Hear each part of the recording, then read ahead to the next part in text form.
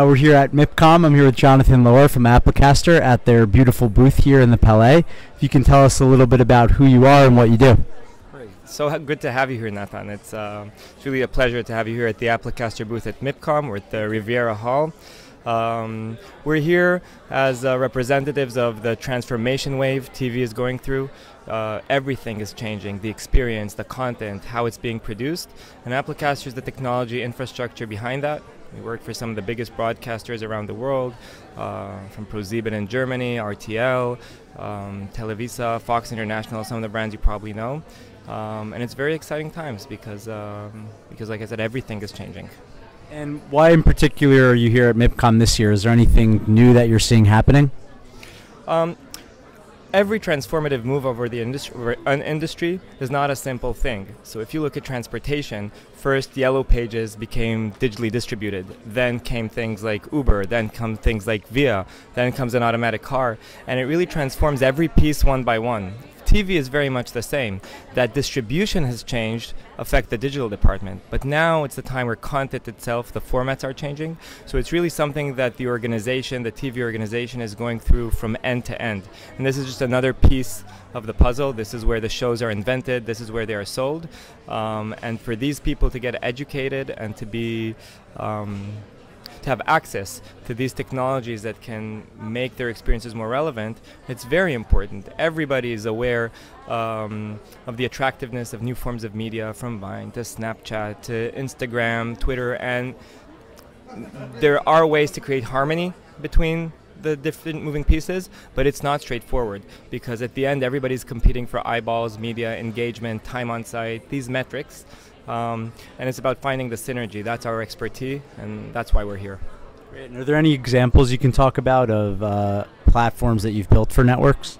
Yeah, of course, definitely. I think every year there are like about a dozen productions of The Voice that we do around the world, Big Brother, scripted shows. Your Latin audience probably knows a lot of the novellas we work on just because of Televisa, Telefe, Univision, companies we work with on these experiences.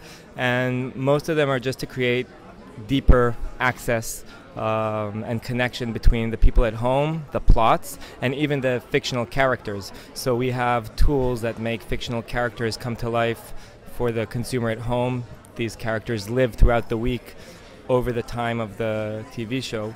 So you can imagine your favorite characters. If you thought of, if you're a Grey's Anatomy's fan, if Christina Yang would continue to live as a digital character, that would be an exciting experience for the consumers if ABC is listening. And what gave you the idea to launch the company originally? Well, we started the company in 2009 when Apple announced HLS live streaming, right? And ever since we've been following what Apple in particular has been dishing out, because they have been the most impactful company on how we consume digital content and software and services.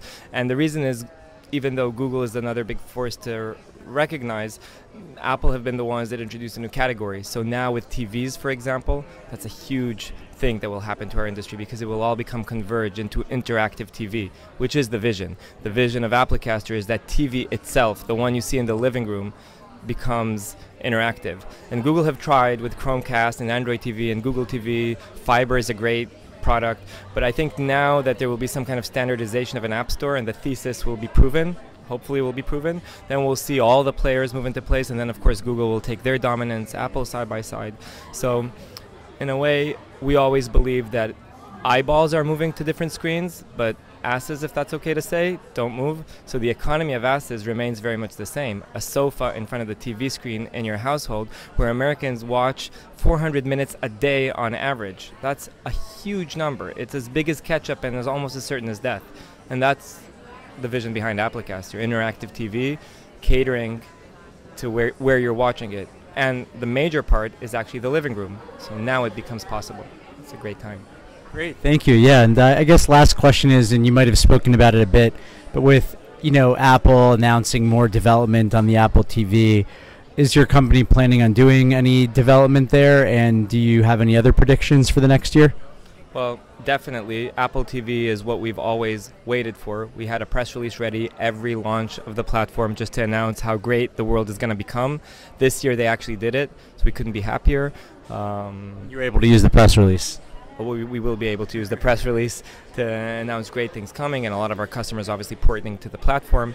I couldn't tell you how many devices we've seen strong releases like iPad. We've seen, let's say, more gradual releases like the Apple Watch. I think it's extremely valuable. I'm an Apple TV user even today, but it's definitely going to shape the space in the next coming years. Connected TVs that actually work with a good UI, with a good app store, democratizing that space is huge.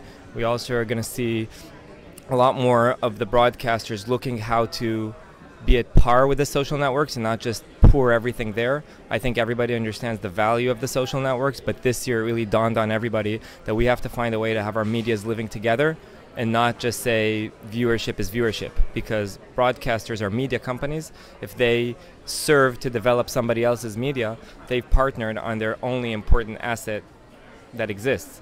So today I'm glad to see more broadcasters here at MIP also aware of that and building the right strategies, and that will require the adequate tooling to become more like Candy Crush, like when you have a property but you use social networks as a highway more than a destination. So that dynamic I think will change, and I think it will be good for both sides, because it will be easier for the social networks to be promoted, and it will be easier for the broadcasters to capitalize on connected social experiences.